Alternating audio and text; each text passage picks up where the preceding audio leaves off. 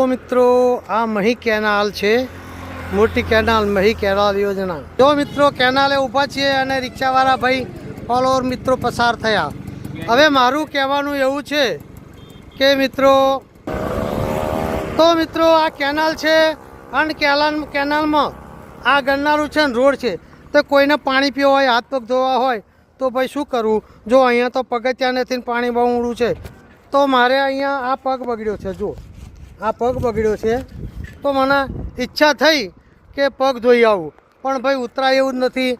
તો આ કેનાલ છે તો ખરેખર જ્યાં કેનાલ હોય અને આવા ગરનાળા હોય ત્યાં માણસને હાથ પગ ધોવા, પગથિયા બનાવવા જોઈએ।